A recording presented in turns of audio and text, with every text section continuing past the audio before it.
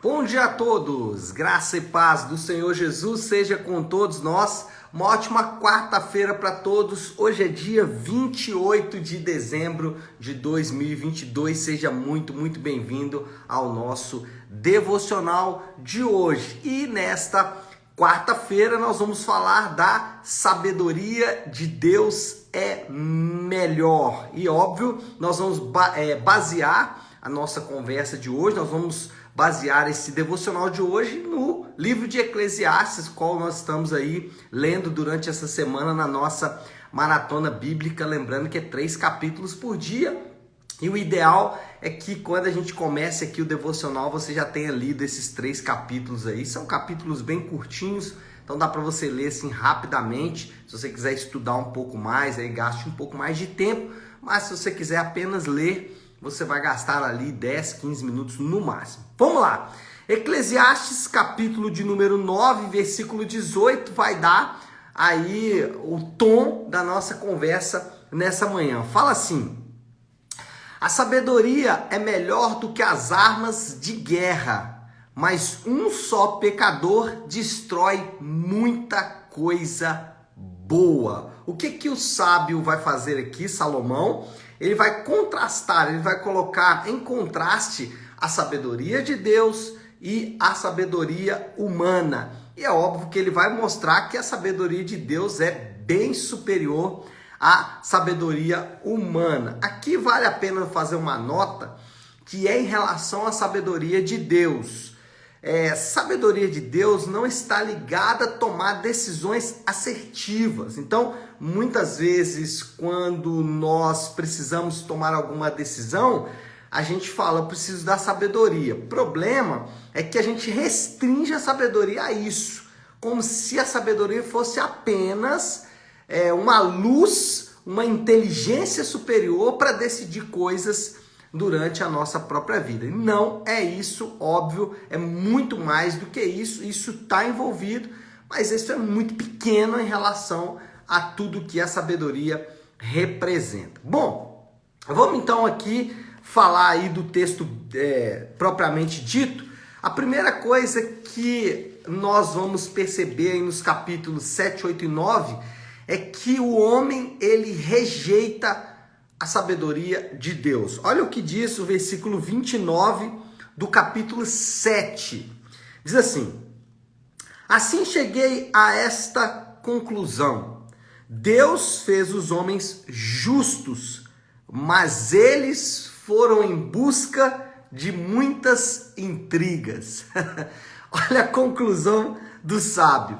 Deus fez o homem justo, mas ele foi em busca de muitas intrigas. Aqui é uma menção velada à queda, lá acontecida no Éden, é o pecado de Adão e de Eva, que trouxe consequência para nós mesmos, mas também uma constatação que é muito fácil de fazer.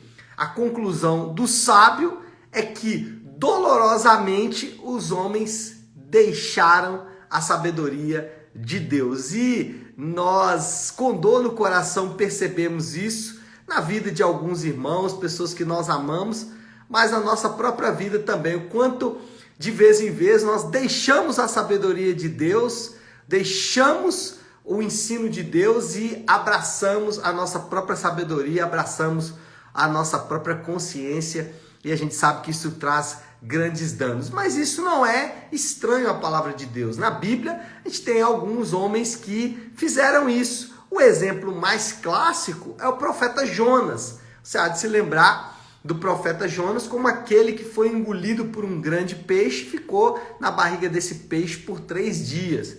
Mas o que talvez você não sabe é que Jonas passou por isso porque ele rejeitou a sabedoria de Deus e ele resolveu caminhar pela própria sabedoria. Deus disse: olha, vá para Nínive, pregue em Nínive. Ele falou: não, você pode, se você deve estar ficando maluco, Deus, não vou pregar para aquele povo. E aí, por isso, ele vai então para a barriga do peixe, de um grande peixe.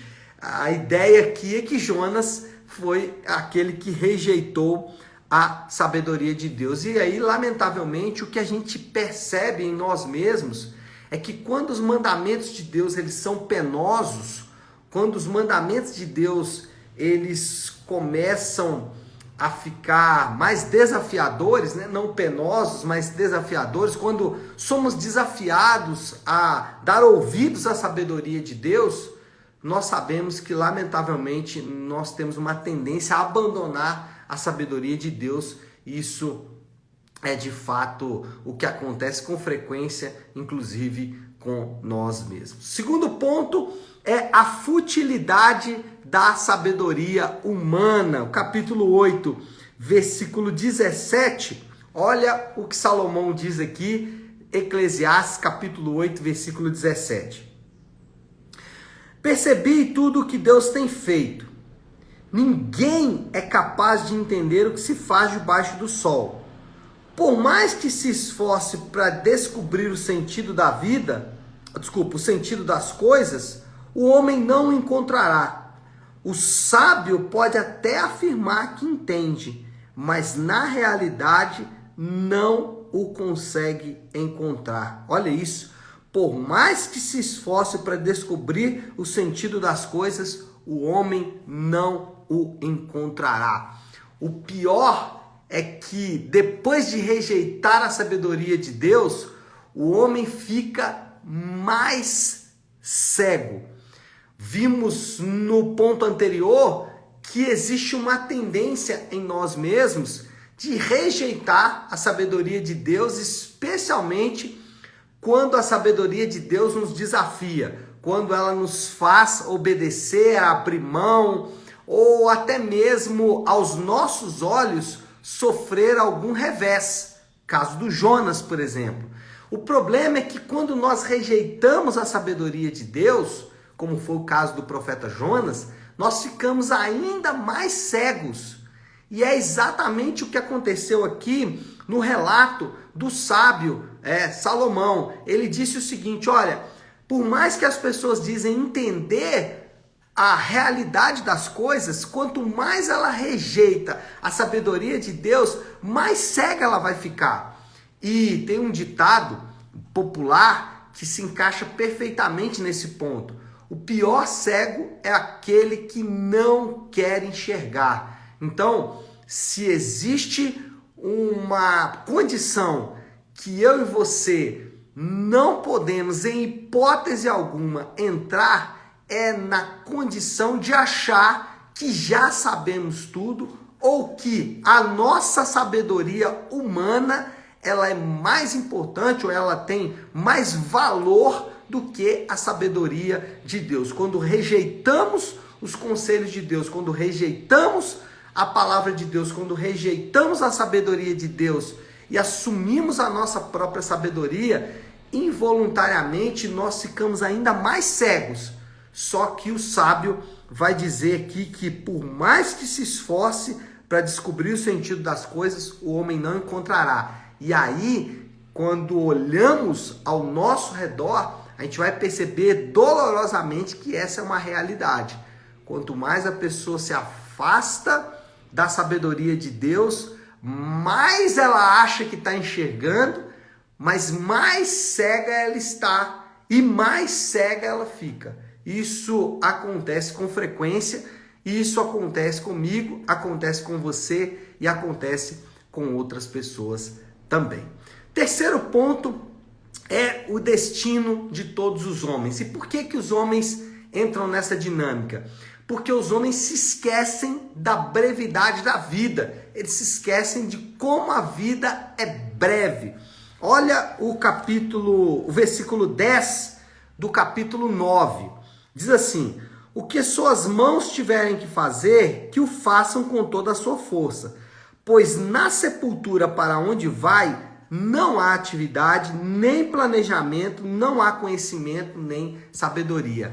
Esse é um ponto importante. Os homens se esquecem de que eles terão que se apresentar diante de Deus, de que eles terão que estar um dia diante do Senhor. E para esse lugar aonde eles vão, essa sabedoria que eles acumularam não vai surtir efeito.